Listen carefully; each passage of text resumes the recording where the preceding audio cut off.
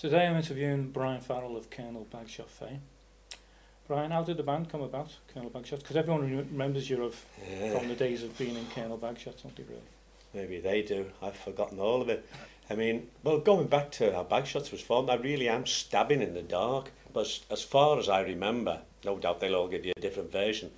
I seem to remember we were doing the Mardi Gras with the band Fringe Benefit. That was like the chords melted into the Roadrunners or something. And you know, you get like show-stopping numbers. Like the biggest number for me throughout the years or decades has been with a help from my friends. But before that, I think it was Try Little Tenderness, Otis Redding's version. And that was like the mighty big showstopper. And we did that. And, you know, that I think that was the catalyst. I think then Dave Dover thought, oh, put me down for some of that. And one thing and another, and Colonel Bagshot was born, which the name actually, that's a bit of a yarn. Because we were supposed to practice when we were first together. And the guitarist then, another person that's sadly left us now, Deg Fullwood, he was going shooting on the moors. Very rock and roll, isn't it? You know. So me whinging about it, I said, well, that's no good, is it? If Colonel Bagshot's gone off shooting on the moors, I'm Colonel Bagshot. And then, you know, something to do with like, because then it was all like Sergeant Pepper and all that. Colonel Bagshot's incredible bucket band. Boom. And the rest is geography, as they say. Or something like that, they say, don't they? Long name, really, wasn't it? What, geography? Yeah, for you. I'm sorry. But, so you played abroad a lot, didn't you, with Colonel Bagshot? Any stories connected to that? Yeah, can't wait. You've only got a quarter of an hour. What are you doing for the next month, John? Well, even like the very first trip, this one that springs to mind, I'd never been abroad, let alone abroad playing. And we went to Munich in '69. And that was like, you remember this psychedelic period and all the guitar heroes and no, that? that was a little bit before my time. Quick. Security.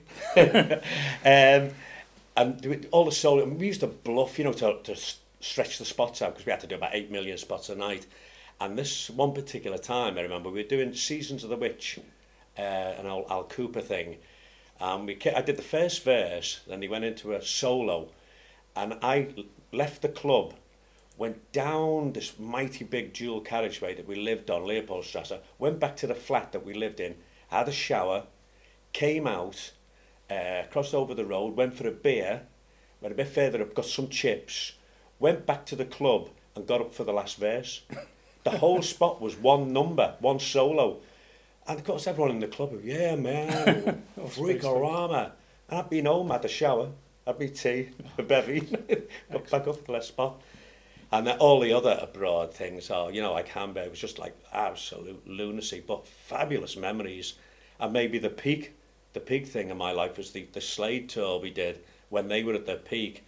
And we had a thing called Superb Exes because we hadn't signed for, I think it was Polydor we were with then, and we hadn't actually signed the contract. So they said, well, look, just go. And anything that you need, sign for it. Well, you know, saying that to 4 young twerps from Liverpool. We had competitions to see who could spend the most money. It wasn't what you wanted, but what was the most expensive. Because like kids in a sweet shop, you know. And we really did have competitions, buying everybody, everything. Did you buy anything interesting for yourself? Or it was just a competition and you bought anything? Yeah, not so much goods. Usually a scoop is the most thing, you know, and extravagant meals and... but did you buy any instruments or anything like that? No, far too sensible that. Yeah. Okay. But yes. I heard that Colonel Bagshot's performed some songs from the musical Hair. Oh, I fell in love with that. I went to see that at the Empire, and remember Paul Barber, who was later for, but he was... I can't say this was on a video. Let's just say he was a young, inexperienced gentleman then. And he only had one line. It was a real... I mean, it's supposed to be set in LA or something, wasn't it? And he had to come on this part and said, don't knock it if you haven't tried it. Yeah, very San Francisco, man. But I just fell in love with the musical. I went, something ludicrous, like 11 times. And I got to know the cast because, you know, it's all audience involvement and all that thing. Yeah. So I just like absolutely fell in love with it. Next thing, we're doing half the show, Hair, which, I mean, that was gorgeous. It was like, first half we'd be a group and the second half you get to be theatrical and that. And on the way to to gigs. Suppose we were well, this particular instance, we were playing a university somewhere down south in the summer, and on the way down, we'd stop in the fields, gather the flowers, you know, any props we could use, and we'd do anything to involve the people there. So we got a couple of student girls up, just as they didn't have to do anything, learn any lines, just dance, just be there, you know, be beautiful people, man. And what are the odds of this? We did the show, and about a fortnight later, we got solicitors' letters, every member of the band, from Robert Stigwood, who owned the rights to her, saying it was his secretary was one of the girls we'd got up to do it. What mathematical odds of that? And it banned us from doing it. But, you know, it's a good little souvenir to fight the might of Stigwood. Of course, but yeah, I loved her. Very important in my life. You wrote the song 6 Day War, which has recently been revamped by DJ Shadow. Can you tell me anything about that? Well, and the rest as well. You go on the net, all sorts of people all over the world have had a go at it. But I mean, like when we did it, it's bizarre the way things turn out, because nobody paid any attention to it. And then, as you said, well, I've met the guy since DJ Shadow, and I said, you know, I'm made up that you did it, because it's the best thing that's happened to me.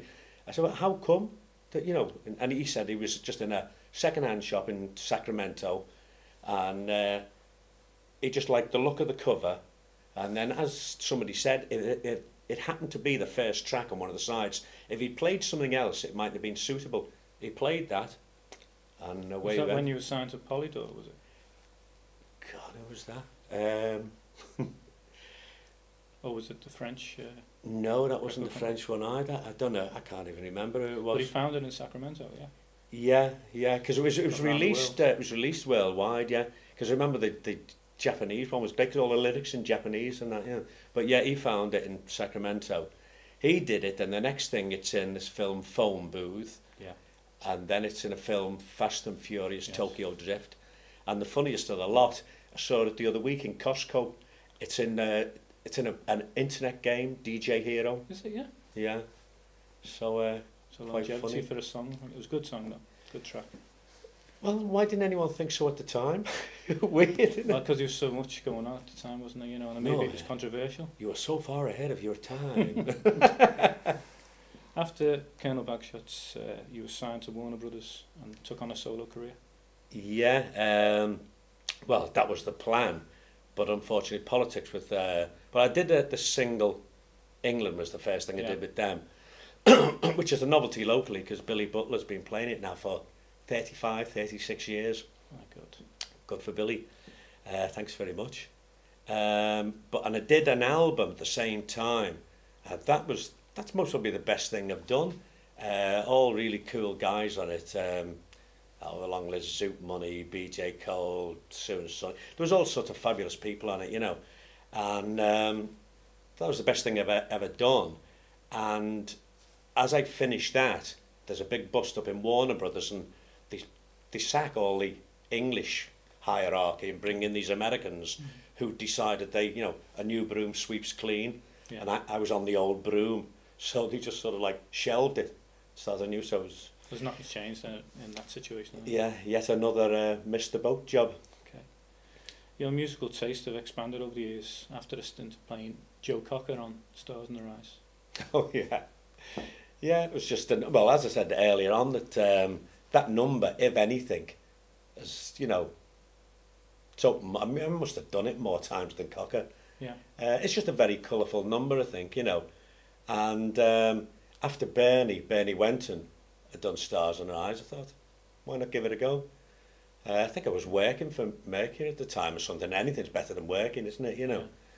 So that's what Mercury thought. That's why they got rid of me, So yeah, I did that. It was no big deal, but it was a fun thing, Was that when you started Cocker Power, the band? Yeah, that was another great thing, but done at the wrong time. Because, well, not only the wrong time, very hard thing to sell, because, it's a very minority audience, Cocker. It's not like a broad spectrum audience-wise. But it was a fabulous band. Good tribute band, wasn't it? Yeah, but at the wrong time, What do you put your longevity? Oh, it's okay. What do you put down? Your longevity in the music world. Vitamin B. Vitamin B, yeah. The ones Well, I've just gave you before. The one that you just gave me before that Yeah. prevents Alzheimer's in the Yeah. middle of videos.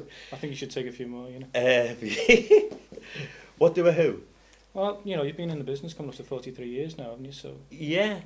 Well, I was going to be a nuclear physicist, but I lost the book. And then I lost the plot. yeah. Then I lost my way in the interview. No, it's just, I mean, it was never intended in the first place. I mean, I had no intention. I mean, I like, you know, when people say, oh, you're talented. And I say, you've got to be joking.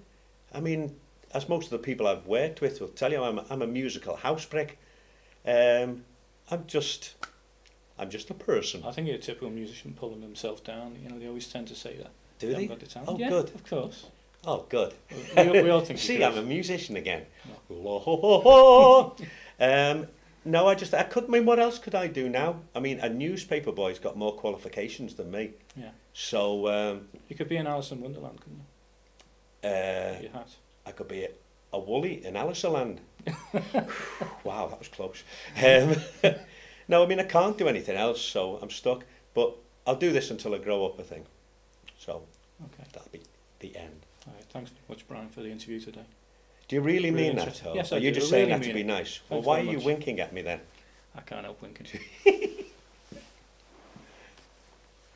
Da da da da da da da da da da da da